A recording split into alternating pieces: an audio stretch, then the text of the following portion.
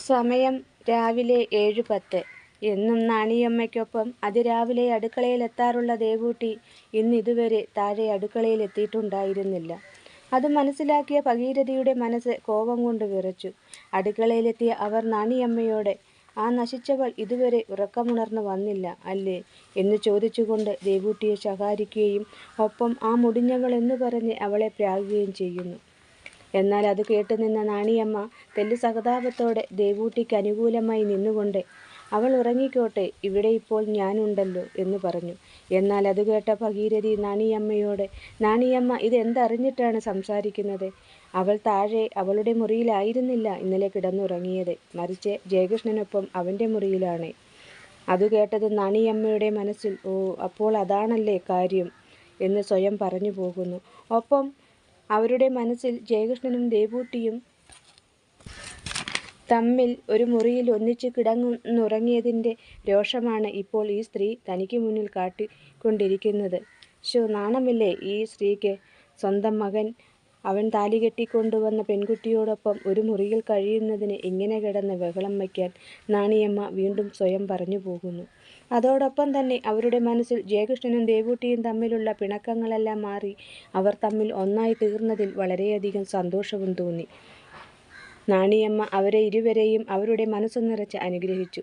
എന്നാൽ ഇവിടെ ചെമ്പകശ്ശേരിയിൽ കഴിഞ്ഞ ദിവസത്തെ ആ ഒരു സംഭവത്തോടെ ചെമ്പകശ്ശേരിയിലുള്ള പലരുടെയും ഉറക്കം നഷ്ടപ്പെട്ടു തുടങ്ങിയിരിക്കുകയാണ്. തുടർന്ന് ഭഗീരഥി നാണിയമ്മയുടെ അരികിൽ നിന്നും ദേവൂട്ടിയെ വിളിക്കാനായി മുകളിൽ ജയകൃഷ്ണൻ്റെ മുറിയിലേക്ക് നടന്നു. നേരം പുലർന്ന് സമയം 7 മണി കഴിഞ്ഞിട്ടും താഴെ അടുക്കളയിൽ ജോലി ചെയ്യാൻ ദേവൂട്ടി എത്താത്തതിനാലും അതിലുപരിയായി അവർ മനസ്സിൽ കണക്കുകൂട്ടി ഭയന്നതുപോലെയുള്ള ആ ഒരു ബന്ധത്തിന് ദേവൂട്ടി ജയകൃഷ്ണനൊപ്പം നിന്നതിനുമൊക്കെയായി അവളെ ശകാരിക്കാൻ എത്തിയതായിരുന്നു അവർ അവിടെ. എന്നാൽ ഇവിടെ ദേവൂട്ടി പതിവ് പോലെ തന്നെ നേരത്തെ എഴുന്നേറ്റ് കുളിച്ചൊരുങ്ങി താഴേക്ക് പോകാൻ വേണ്ടി ഇറങ്ങിയതാണ്. എന്നാൽ ജയകൃഷ്ണൻ പക്ഷേ അവളെ അതിന് അനുവദിച്ചില്ല. അതോടെ ദേവൂട്ടി അവിടെ ആ മുറിയിൽ തന്നെ ഇരുന്നു പോവുകയായിരുന്നു. എന്നാൽ ഇതറിയാതെയാണ് ഭഗീരഥി ദേവൂട്ടിയെ ശകാരിച്ചുകൊണ്ട് ഇപ്പോൾ അവളെ വിളിക്കാൻ വന്നിരിക്കുന്നത്. തുടർന്ന് ജയകൃഷ്ണൻ്റെ മുറിക്ക് മുന്നിലെത്തിയ ഭഗീരഥി കതകിൽ തട്ടി ദേവൂട്ടിയെ വിളിക്കുന്നു. എന്നാൽ ഇവിടെ കതകിൽ തട്ടിയുള്ള ഭഗീരഥിയുടെ ആ വിളി കേട്ടുകൊണ്ട് കതകു തുറന്നു വന്നത് പക്ഷേ ദേവൂട്ടിയായിരുന്നില്ല, മറിച്ച് ജയകൃഷ്ണനായിരുന്നു. ഭഗീരഥിയുടെ ആ വിളി കേട്ട് ദേവൂട്ടിക്ക് പകരം ജയകൃഷ്ണൻ വന്നതിന് ചില കാരണങ്ങളും ഉണ്ടായിരുന്നു. ഇന്നലെ രാത്രി മുതൽ ദേവൂട്ടി തനിക്കൊപ്പം ഈ മുറിയിൽ വന്നതിനും അവനൊപ്പം കഴിഞ്ഞതിനും തൻ്റെ അമ്മ ഭഗീരഥിക്കും കൂട്ടർക്കും ഇപ്പോൾ ദേവൂട്ടിയെ കൊന്നുകളയാൻ പാകത്തിനുള്ള പകയും ദേഷ്യവും ഉണ്ടെന്ന് അവനറിയാമായിരുന്നു. മാത്രവുമല്ല, പുലർച്ചയ്ക്ക് മുൻപേ അടുക്കളയിൽ കയറാറുള്ള ദേവൂട്ടി ഇന്നിതുവരെ അടുക്കളയിൽ കയറുന്നത് പോയിട്ട് താഴെ പോലും ഒന്ന് ഇറങ്ങിച്ചെന്നിട്ടില്ല. അതിനാൽ ഭഗീരഥിയുടെ ഭാഗത്തു നിന്നും ദേവൂട്ടിക്കെതിരെ ഇങ്ങനെയൊരു വരവ് ഉണ്ടാകുമെന്ന് ജയകൃഷ്ണന് മനസ്സിലായിരുന്നു. അതുകൊണ്ട് തന്നെയാണ് ജയകൃഷ്ണൻ തന്നെ വന്ന് കതക് തുറന്നത്. എന്നാൽ തൻ്റെ വിളി കേട്ട് കതക് തുറന്ന് പുറത്തേക്ക് ഇറങ്ങി വരുന്ന ദേവൂട്ടിയെ പ്രതീക്ഷിച്ചു നിന്ന ഭഗീരഥിയുടെ മുന്നിലേക്ക് ജയകൃഷ്ണൻ വന്നു നിന്നു. അതോടെ ഭഗീരഥി ഒന്ന് ഞെട്ടി. എങ്കിലും ആ ഞെട്ടൽ പുറത്തു കാട്ടാതെ അവർ ജയകൃഷ്ണനോട് ദേവൂട്ടി എവിടെയെന്ന് ചോദിക്കുന്നു. അത് കേട്ടതും ജയകൃഷ്ണൻ ഇത്ര രാവിലെ തന്നെ ദേവൂട്ടിയെ അന്വേഷിക്കുന്നത് എന്തിനെന്നായി. ജയകൃഷ്ണൻ്റെ ആ ചോദ്യം കേട്ട് ഭഗീരഥി ഒന്ന് പതറി. എങ്കിലും ആ പതർച്ചയും പേടിയും മറച്ചു വെച്ചുകൊണ്ട് അല്പം ഗൗരവത്തോടെ അവർ തുറന്നു. എന്നും നേരത്തെ അടുക്കളയിൽ കയറാറുള്ളവൾ ഇന്ന് സമയം 7 മണി കഴിഞ്ഞിട്ടും അവിടെ എത്തിയിട്ടില്ല. അവൾ അവിടേക്ക് വരാത്തതിനാൽ ഈ നേരം വരെ കഴിഞ്ഞിട്ടും അടുക്കളയിൽ തീ കത്തിച്ചിട്ടില്ല. ഇപ്പോൾ തന്നെ സമയം 7 മണി കഴിഞ്ഞിരിക്കുന്നു. രാവിലത്തെ കഴിക്കാനുള്ളതൊന്നും തന്നെ ഇതുവരെ പാകമായിട്ടില്ല. അതിനാൽ അവളെ താഴേക്ക് കൂട്ടിക്കൊണ്ടു പോകാനാണ് ഞാൻ വന്നത്. ഒരു കാര്യം ചെയ്യ്, നീ അവളെ താഴേക്കൊന്ന് പറഞ്ഞുവിട്." ഈ സമയം ഭഗീരഥി പറഞ്ഞതെല്ലാം കേട്ട് ജയകൃഷ്ണൻ നിശബ്ദനായി നിന്നു. എന്നാൽ ഇവിടെ കതകിന് പിന്നിലായി ജയകൃഷ്ണനൊപ്പം തന്നെ ഭഗീരഥി പറഞ്ഞതെല്ലാം കേട്ട് ദേവൂട്ടിയും നിന്നിരുന്നു. അടുക്കളയിൽ നാണിയമ്മ ഒറ്റയ്ക്കാണെന്ന് കേട്ടതോടെ കതകിന് പിന്നിൽ നിന്ന ദേവൂട്ടി ഭഗീരഥിക്ക് മുന്നിലേക്ക് വന്നു. താഴെ അടുക്കളയിലേക്ക് പോകാനായി മുറിയിൽ നിന്നും പുറത്തേക്കിറങ്ങി. എന്നാൽ ഇവിടെ അത് കണ്ടു നിന്ന ജയകൃഷ്ണൻ ദേവൂട്ടിയെ വിളിച്ചു. "ദേവു, നീ ഇത് എവിടേക്കാണ്?" അത് കേട്ടതും ദേവൂട്ടി പെട്ടെന്ന് തിരിഞ്ഞ് ജയകൃഷ്ണൻ്റെ നേർക്ക് നോക്കി നിന്നു. അത് കണ്ട ജയകൃഷ്ണൻ, ഇന്നു മുതൽ നീ എങ്ങോട്ടും പോകുന്നില്ല. എൻ്റെ കാര്യങ്ങൾ നോക്കി എൻ്റെ ജോലികൾ ചെയ്ത് എനിക്കൊപ്പം ഈ മുറിയിൽ തന്നെ എപ്പോഴും കാണും. ഞാൻ താലികെട്ടി എനിക്കൊപ്പം നിന്നെ ഇവിടേക്ക് കൊണ്ടുവന്നത് എൻ്റെ ജോലികൾ ചെയ്യാനും എനിക്കൊപ്പം നിൽക്കാനുമാണ്. അതല്ലാതെ ഇവിടെയുള്ള എല്ലാവർക്കും ജോലി ചെയ്യാൻ വേണ്ടിയിട്ടല്ല, കേട്ടല്ലോ. അതിനാൽ തന്നെ നീ ഇപ്പോൾ എവിടേക്കും പോകുന്നില്ല. അതുകൊണ്ട് അകത്തേക്ക് പൊയ്ക്കൂ. അതോടെ ദേവൂട്ടി തിരികെ മുറിയിലേക്ക് നടന്നു. ഈ സമയം ഇതെല്ലാം കണ്ടും കേട്ടും നിശബ്ദയായി നിൽക്കുകയാണ് ഭഗീരഥി. എന്നാൽ ഇവിടെ ജയകൃഷ്ണൻ ഭഗീരഥിയുടെ നേർക്ക് തിരിഞ്ഞുകൊണ്ട് തുടർന്നു. ഈ വീട്ടിൽ എൻ്റെ ഭാര്യ മാത്രമല്ല പെണ്ണായിട്ടുള്ളത് എന്ന് അമ്മയ്ക്കറിയാമല്ലോ. അതുകൊണ്ട് അമ്മ ഈ പറഞ്ഞ കാര്യങ്ങളെല്ലാം അവർക്കും ചെയ്യാൻ കഴിയുന്ന ജോലികൾ തന്നെയാണ്. പിന്നെ ഞാൻ ഹോസ്പിറ്റലിലായ നാൾ മുതൽ അമ്മയും ഇവിടെയുള്ള മറ്റെല്ലാവരും കൂടി അവളെ ഇവിടുത്തെ ഒരു വേലക്കാരിയാക്കി ശരിക്കും കഷ്ടപ്പെടുത്തി. ഇനി അത് നടക്കില്ല, നടക്കാൻ ഞാൻ അനുവദിക്കില്ല. പിന്നെ അമ്മയ്ക്ക് നാണമില്ലേ സ്വന്തം മക്കളെ വീടിനുള്ളിൽ ഇരുത്തിക്കൊണ്ട് ഇതുപോലെ മിണ്ടാപ്രാണിയും സാധുവുമായ ഒരു പെൺകുട്ടിയോട് ഇങ്ങനെയൊക്കെ പറയാനും ജോലികൾ ചെയ്യിക്കാനും? ജയകൃഷ്ണൻ ഭഗീരഥിയെ ശകാരിക്കുന്നു. അതോടെ ഭഗീരഥി ജയകൃഷ്ണൻ തന്നോട് പറഞ്ഞ കാര്യങ്ങളെല്ലാം കേട്ടു നിൽക്കുന്നതോടൊപ്പം തന്നെ ദേവൂട്ടിയെ വളരെ രൂക്ഷമായി നോക്കി നിന്നു. ഈ സമയം ജയകൃഷ്ണൻ വീണ്ടും തുടർന്നു. ദേവു എൻ്റെ ഭാര്യയാണ്, അതല്ലാതെ ഈ വീട്ടിലെ വേലക്കാരിയല്ല അവൾ എന്നൊരോർമ്മ എപ്പോഴും എല്ലാവർക്കും ഉണ്ടായിരിക്കണം. അപ്പോഴും ഭഗീരഥിയുടെ കണ്ണുകൾ ദേവൂട്ടിയുടെ മേൽ തന്നെയായിരുന്നു. തുടർന്ന് ജയകൃഷ്ണനോട് പ്രത്യേകിച്ച് മറുപടിയൊന്നും പറയാൻ കഴിയാതെ വന്ന അവർ അവിടെ നിന്നും താഴേക്ക് നടന്നു. ഈ സമയം കതകടച്ചുകൊണ്ട് തിരികെ വന്ന ജയകൃഷ്ണൻ ദേവൂട്ടിയുടെ നേർക്ക് അല്പം ഗൗരവത്തോടെയാണ് നോക്കിയത്. അവൻ്റെ ആ നോട്ടം കണ്ട് ദേവൂട്ടിയുടെ മനസ്സിൽ പേടി തോന്നി. അതോടെ അവൾ ജയകൃഷ്ണൻ്റെ മുഖത്തു നിന്നുള്ള നോട്ടം പിൻവലിച്ചു കട്ടിലിൻ്റെ സൈഡിലേക്ക് ഒതുങ്ങി നിന്നു. ഈ സമയം ജയകൃഷ്ണൻ ദേവൂട്ടിയോട് താൻ കുളി കഴിഞ്ഞ് വരുമ്പോഴേക്കും അവന് മാറിയിടാനുള്ള ഡ്രസ്സുകൾ എടുത്തു വയ്ക്കാൻ പറഞ്ഞുകൊണ്ട് ദേവൂട്ടിയെ ശ്രദ്ധിക്കാതെ ബാത്റൂമിലേക്ക് നടന്നു. എന്നാൽ ജയകൃഷ്ണൻ്റെ സംസാരത്തിലെ ആ മൂർച്ചയും ഗൗരവവും കേട്ട് ദേവൂട്ടി ശരിക്കും പേടിച്ചു. അതുകൊണ്ട് തന്നെ അവൾ കുളി കഴിഞ്ഞെത്തുന്ന ജയകൃഷ്ണന് മാറിയിടാനുള്ള ഡ്രസ്സും മറ്റും എടുത്തു വെച്ചു. അല്പം കഴിഞ്ഞതും കുളി കഴിഞ്ഞ് ജയകൃഷ്ണൻ പുറത്തേക്ക് ഇറങ്ങി വന്നു. തുടർന്ന് ദേവൂട്ടി എടുത്തു വെച്ച ആ ഡ്രസ്സുകൾ എടുത്തു ധരിച്ച ശേഷം കണ്ണാടിക്ക് മുന്നിൽ വന്നു നിന്ന് മുടി ചീകി ഒന്നൊരുങ്ങി. അപ്പോഴും ദേവൂട്ടി അവൾ നിന്നിടത്തു നിന്നു ഒന്നനങ്ങാതെ അങ്ങനെ തന്നെ നിൽക്കുകയാണ്.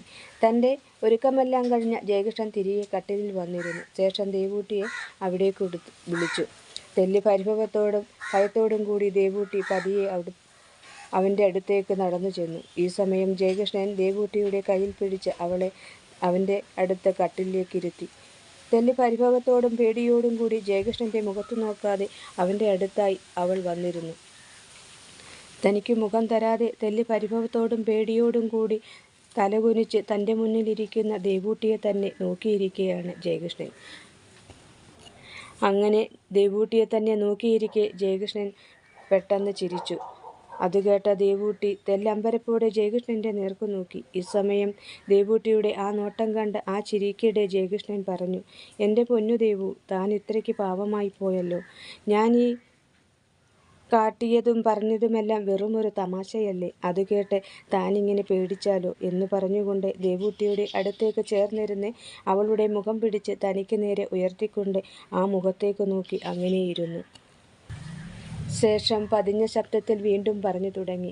അതെ, എൻ്റെ മുന്നിൽ ഈ ഇരിക്കുന്നത് ഞാൻ എൻ്റെ മനസ്സിലെ ശ്രീകോവിലിനുള്ളിൽ എന്നും പൂജിക്കാറുള്ള എൻ്റെ ദേവിയല്ലേ? ആ ദേവിയോട് എനിക്ക് ദേഷ്യപ്പെടാൻ കഴിയുമോ? ഇല്ല ദേവു, അതിനെനിക്ക് കഴിയില്ല. ഈ മുഖമൊന്ന് വാടിയാൽ പിടയുന്നത് ഞാനാണ്, എൻ്റെ ഹൃദയമാണ് എന്നറിയാമോ തനിക്ക്? അതുകൊണ്ട് തന്നെ അങ്ങനെയൊരു കാര്യം ഈ ജയകൃഷ്ണൻ്റെ ഭാഗത്തു നിന്നും എൻ്റെ ദേവൂട്ടിക്കുണ്ടാകില്ല എന്ന് പറഞ്ഞുകൊണ്ട് അവളുടെ മനോഹരമായ ആ മുഖത്തേക്ക് നോക്കി അങ്ങനെ ഇരുന്നു അവൻ. അങ്ങനെ നോക്കിയിരിക്കെ ഇവിടെ ദേവൂട്ടിയുടെ മനസ്സിൽ അല്പം മുമ്പ് വരെ അവളുടെ മനസ്സിൽ ജയകൃഷ്ണനോട് തോന്നിയിരുന്ന ആ ഭയം മാറി തുടങ്ങുന്നു. ഒപ്പം അല്പം മുമ്പ് ജയകൃഷ്ണൻ ദേവൂട്ടിയോട് അങ്ങനെ സംസാരിച്ചപ്പോൾ അവൻ്റെ ആ വാക്കുകളിൽ നിറഞ്ഞു നിന്നിരുന്ന പ്രണയത്തിൻ്റെ ശക്തി അത് അവൾ മനസ്സിലാക്കി. അതോടെ ദേവൂട്ടിയുടെ മുഖം നാണം കൊണ്ട് ചുവന്നു തൊടുത്തു. അത് കണ്ടതും ജയകൃഷ്ണൻ്റെ കണ്ണുകൾ അനുരാഗപൂർണമായി തീർന്നു. അത് മനസ്സിലാക്കിയ ദേവൂട്ടി പതിയെ കട്ടിലിൽ നിന്നും എഴുന്നേറ്റ്. എന്നാൽ ജയകൃഷ്ണൻ ആകട്ടെ ദേവൂട്ടിയുടെ കയ്യിൽ പിടിച്ച് അവളെ തൻ്റെ അടുത്തേക്ക് കട്ടിലിലേക്ക് തന്നെ പിടിച്ചിരുത്തിക്കൊണ്ട് അവളുടെ ആ മനോഹരമായ മുഖത്തേക്ക് അവൻ്റെ മുഖം ചേർത്ത് വെച്ചു. ഈ സമയം ദേവൂട്ടി അവനിൽ നിന്നും കുതറി മാറാൻ ശ്രമിച്ചുവെങ്കിലും അവൻ്റെ പിടിയിൽ നിന്നും അവൾക്ക് രക്ഷപ്പെടാൻ കഴിഞ്ഞില്ല.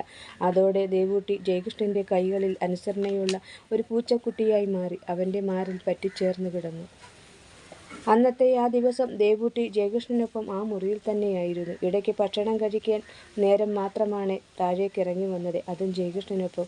എന്നാൽ ഇവിടെ ജയകൃഷ്ണനായിരുന്നു ഇന്ന് ദേവൂട്ടിയെ താഴേക്ക് പോകാൻ അനുവദിക്കാതിരുന്നത് എന്നതായിരുന്നു സത്യം. ജയകൃഷ്ണനിലൂടെ ഇന്നൊറ്റ ദിവസം കൊണ്ട് ദേവൂട്ടിക്ക് വന്ന ആ ഒരു മാറ്റം ചെമ്പകശ്ശേരിയിലെ നമ്പ്യാരും ഭഗീരഥിയുമടക്കം അവിടെയുള്ള മറ്റെല്ലാവർക്കും തന്നെ അംഗീകരിച്ചു കൊടുക്കാനോ അത് മനസ്സുകൊണ്ട് ഉൾക്കൊള്ളാനോ കഴിഞ്ഞിരുന്നില്ല. അതുകൊണ്ട് തന്നെ ദേവൂട്ടിയോടുള്ള അവരുടെ ശത്രുതയുടെ ആക്കവും കൂടി. ദേവൂട്ടിയുടെ ഈ മാറ്റത്തിന് കാരണക്കാരൻ ജയകൃഷ്ണനാണെന്നറിയാമെങ്കിലും അത് അവരുടെ രക്തമായതുകൊണ്ടാവാം ജയകൃഷ്ണനോടുള്ള അവരുടെയെല്ലാം ദേഷ്യം അത്ര തന്നെ വലുതായിരുന്നില്ല. എന്നാൽ മറിച്ച് ദേവൂട്ടിയോട് അങ്ങനെയായിരുന്നില്ല. ദേവൂട്ടിയോട് എല്ലാവർക്കും മനസ്സിലടക്കാൻ കഴിയാത്തത്ര ദേഷ്യമുണ്ടായിരുന്നു. എങ്കിലും ദേവൂട്ടിക്ക് മുന്നിൽ അവർക്ക് നിശബ്ദരായി നിൽക്കാൻ മാത്രമേ കഴിഞ്ഞിരുന്നുള്ളൂ. കാരണം ദേവൂട്ടിക്കൊപ്പം നിൽക്കുന്നത് ജയകൃഷ്ണനാണെന്ന ആ ഒരു ബോധം അത് അവിടെ എല്ലാവരിലും ഉണ്ടായിരുന്നു. അതുകൊണ്ട് തന്നെ ദേവൂട്ടിയോട് ദേഷ്യമുണ്ടെങ്കിൽ പോലും ആരും അവളെ ശകാരിക്കാനോ അവളെ ഒന്ന് നോക്കാനോ പോലും പോയിരുന്നില്ല എന്നത് മറ്റൊരു സത്യവുമാണ്. അങ്ങനെ ജയകൃഷ്ണനും ദേവൂട്ടിയും അവർ ഒരുപാട് ആഗ്രഹിച്ച് സ്വപ്നം കണ്ട ആ ഒരു ജീവിതം ഇവിടെ നിന്നും തുടങ്ങിക്കഴിഞ്ഞിരിക്കുകയാണ്. അവരെ കാണുന്ന ഏതൊരാൾക്കും അവരുടെ മനസ്സിൽ കുശുമ്പും അസൂയയും തോന്നുന്ന തരത്തിലുള്ള ഒരു ജീവിതം. അങ്ങനെ ദിവസങ്ങളും ആഴ്ചകളും മുന്നോട്ട് പോയിക്കൊണ്ടിരിക്കെ ജയകൃഷ്ണൻ അവൻ്റെ ദേവൂട്ടിക്ക് കൊടുത്ത വാക്കുപോലെ തന്നെ അവളെ സ്നേഹം കൊണ്ട് പൊതിഞ്ഞു അവൻ. ദേവൂട്ടിക്ക് മുന്നിൽ അവളുടെ അച്ഛനും അമ്മയും സഹോദരനും അനുജത്തിയും നല്ലൊരു സുഹൃത്തും ഭർത്താവും ഒക്കെയായി നിന്നു അവൻ. അവളുടെ കണ്ണൊന്ന് നിറയാൻ പോയിട്ട് ആ മുഖമൊന്ന് വാടാൻ അവൻ അനുവദിച്ചിരുന്നില്ല. അത്ര കണ്ട് അവൻ അവളെ സ്നേഹിച്ചു. സത്യത്തിൽ ജയകൃഷ്ണൻ്റെ ലോകമെന്നത് ദേവൂട്ടിയായിരുന്നു. തൻ്റെ എല്ലാ കുറവുകളും മനസ്സിലാക്കി തൻ്റെ കാലിൽ ഒരു മുള്ളുപോലും കൊള്ളിക്കാതെ തന്നെ പ്രാണന് തുല്യം സ്നേഹിക്കുന്ന ജയകൃഷ്ണന് മുന്നിൽ ഒരു ദാസിയായി നിന്നു ദേവൂട്ടി. അവനില്ലാത്ത ഒരു നിമിഷം പോലും അവൾക്കും കഴിയാൻ കഴിയുമായിരുന്നില്ല. മാത്രമല്ല അവളുടെ മനസ്സിൽ ജയകൃഷ്ണനുള്ള സ്ഥാനം അത് ദൈവത്തിന് മുകളിലായിരുന്നു. അതുകൊണ്ട് തന്നെ അവരുടെ ആ ഒരു സ്നേഹം കാണുമ്പോൾ ദൈവത്തിന് പോലും കുശുമ്പ് തോന്നുമായിരുന്നു. ആ നിലയ്ക്ക് ചെമ്പകശ്ശേരിയിലെ ജയകൃഷ്ണൻ്റെ വീട്ടുകാരുടെ മാനസിക അവസ്ഥയെക്കുറിച്ച് പറയേണ്ടതില്ലല്ലോ. അവർ തമ്മിലുള്ള ആ ഒരു സ്നേഹം കണ്ട് കിളിപോയ അവസ്ഥയിലായിരുന്നു അവിടെയുള്ളവർ ഓരോരുത്തരും. അവർ തമ്മിൽ അടിച്ചു പിരിയാൻ ക്ഷേത്രത്തിൽ നേർച്ചയും വഴിപാടുകളും നടത്തി അവരിൽ പലരും. എന്നാൽ ജയകൃഷ്ണനും ദേവൂട്ടിയും തമ്മിലുള്ള ആ സ്നേഹത്തിൻ്റെ ശക്തി അത് കൂടുക മാത്രമാണ് ചെയ്തത്. ഇതിനിടെ ദേവൂട്ടിയെയും കൂട്ടി ജയകൃഷ്ണൻ ദേവൂട്ടിയുടെ നാടായ കൃഷ്ണപുരത്ത് പോയിരുന്നു. അവിടെ അവർ ഒരാഴ്ചയോളം നിന്നു. ആ ഒരാഴ്ച ദേവൂട്ടിയുടെ വീട്ടുകാർ ജയകൃഷ്ണനെ സ്നേഹം കൊണ്ട് വീർപ്പുമുട്ടിച്ചു. ഇടയ്ക്ക് ഹരിയുടെ വീട്ടിലും വിരുന്നിന് പോയിരുന്നു അവർ ഇരുവരും. അങ്ങനെ സന്തോഷകരമായ നിമിഷങ്ങളിലൂടെ ദേവൂട്ടിയും ജയകൃഷ്ണൻ്റെയും ജീവിതം മുന്നോട്ട് നീങ്ങിക്കൊണ്ടിരിക്കുകയാണ്. എന്നാൽ ചെമ്പകശ്ശേരിയിലെ മറ്റു പലരുടെയും ജീവിതം അങ്ങനെയായിരുന്നില്ല. ജയനന്ദനും വാണിയും തമ്മിൽ പലപ്പോഴും വഴക്ക് പതിവായിരുന്നു. വന്ദനയാകട്ടെ അശോകൻ്റെ വീട്ടുകാരുമായി പിണങ്ങി മാസങ്ങളായി ചെമ്പകശ്ശേരിയിലാണ് താമസം. ഭർത്താവ് അശോകനാകട്ടെ രണ്ടിടത്തുമായിട്ടാണ് നിൽക്കുന്നത്. എന്നാൽ ഇതൊന്നും തങ്ങളെ ബാധിക്കുന്ന കാര്യമല്ല എന്ന മട്ടിൽ ജയകൃഷ്ണനും ദേവൂട്ടിയും അവരുടേതായ ലോകത്തായിരുന്നു. ഇങ്ങനെയൊക്കെ കാര്യങ്ങൾ മുന്നോട്ട് പോകുമ്പോഴും ഭഗീരഥി ദേവൂട്ടിയെ എങ്ങനെയും ഇല്ലാതാക്കാനുള്ള തന്ത്രങ്ങൾ മെനഞ്ഞുകൊണ്ടേയിരുന്നു. എന്നാൽ ജയകൃഷ്ണനെ ഭയന്ന് അവയെല്ലാം മനസ്സിനുള്ളിൽ ഒതുക്കിപ്പിടിച്ചു നടന്നു അവർ. അപ്പോഴും അവരുടെ ഉള്ളിൻ്റെ ഉള്ളിൽ ഇതെല്ലാം പുറത്തെടുക്കാനുള്ള അവസരം വരുമ്പോൾ അതെടുത്ത് ഉപയോഗിക്കാം എന്ന് സമാധാനപ്പെട്ടു. കൂടാതെ മറ്റൊരു പ്രധാനപ്പെട്ട കാര്യം കൂടി അവർ മനസ്സിൽ തീരുമാനിച്ചുറപ്പിച്ചിരുന്നു. അത് മറ്റൊന്നുമായിരുന്നില്ല, ചെമ്പകശ്ശേരിയിലെ ഇളയ പുത്രനായ ജയകൃഷ്ണനിൽ നിന്നും വേണമല്ലോ അടുത്ത തലമുറ വരാൻ. എന്നാൽ ദേവൂട്ടിയെപ്പോലെ സംസാരശേഷിയില്ലാത്ത ഒരു ഗതിയും പരഗതിയുമില്ലാത്ത ഒരുവളുടെ വയറ്റിൽ തൻ്റെ തറവാടിൻ്റെ അടുത്ത തലമുറ ജനിക്കാൻ ഭഗീരഥി ജീവിച്ചിരിക്കുന്ന കാലം അനുവദിക്കില്ല എന്ന് ഒരു തീരുമാനം ഉറപ്പിച്ചു അവർ. എന്നാൽ ഇവിടെ അവരുടെയെല്ലാം ആ തീരുമാനത്തെ മാറ്റിമറിച്ചുകൊണ്ട് തങ്ങളുടെ ഇതുവരെയുള്ള സ്നേഹത്തിനും സന്തോഷത്തിനും 100 ഇരട്ടി മധുരം നൽകിക്കൊണ്ട് ദേവൂട്ടി ഗർഭിണിയാകുന്നു. ആ സന്തോഷവാർത്ത ചെമ്പകശ്ശേരി തറവാടും കണ്ണോട്ടുകര ഗ്രാമവും അറിയുന്നു. അത് കേട്ട ഭഗീരഥി ഒരു ഭദ്രകാളിയെപ്പോലെ ഉറഞ്ഞു തുള്ളി. എന്നാൽ ജയകൃഷ്ണന് മുന്നിൽ അവരുടെ ഈ പ്രഹസനങ്ങളൊന്നും വിലപ്പോകില്ല എന്നറിയാവുന്ന ഭഗീരഥി തൻ്റെ ദേഷ്യവും പകയുമെല്ലാം ഭർത്താവ് നമ്പ്യാരോടും അവിടെയുള്ള മറ്റുള്ളവരോടുമായി തീർക്കുന്നു. എന്നാൽ ഇവിടെ ജയകൃഷ്ണൻ്റെയും ദേവൂട്ടിയുടെയും സന്തോഷം അത് പറഞ്ഞറിയിക്കാൻ കഴിയുന്നതിലും അപ്പുറമായിരുന്നു. ഈ സന്തോഷം ആദ്യമറിഞ്ഞ നിമിഷം ജയകൃഷ്ണൻ ദേവൂട്ടിയെ കോരിയെടുത്തു. ആ നെറ്റിയിൽ ഉമ്മകൾ കൊണ്ട് മൂടി. താൻ ഒരച്ഛനാകാൻ പോകുന്നുവെന്ന സത്യം മനസ്സിൽ ഉൾക്കൊണ്ടോറും അവൻ്റെ മനസ്സിൽ സന്തോഷത്തിൻ്റെ തിരമാലകൾ ആർത്തിരമ്പി. അതോടൊപ്പം തന്നെ അവൻ്റെ കണ്ണുകളും നിറഞ്ഞൊഴുകി. 1000 തവണ തനിക്ക് ഇങ്ങനെയൊരു സൗഭാഗ്യം തന്ന ഭഗവാനോടും ദേവൂട്ടിയോടും നന്ദി പറഞ്ഞു അവൻ. ദേവൂട്ടിയോടൊന്നിച്ചുള്ള തൻ്റെ ജീവിതത്തിന് മരണവിധി എഴുതിത്തന്ന തൻ്റെ വീട്ടുകാർക്കും തങ്ങളുടെ നക്ഷത്രം നോക്കി അങ്ങനെയൊരു മരണവിധി കുറിച്ചുകൊടുത്ത ജ്യോത്സ്യനുമുള്ള ഒരു തിരിച്ചടിയായിരുന്നു ഇത്. തന്നെയും ദേവൂട്ടിയെയും തരം താഴ്ത്തി കണ്ട വീട്ടുകാർക്ക് മുന്നിൽ താൻ ഒരച്ഛനാകാൻ പോകുന്നതിൻ്റെ മധുരം വിളമ്പി ജയകൃഷ്ണൻ. അങ്ങനെ അവനെ ഭയന്ന്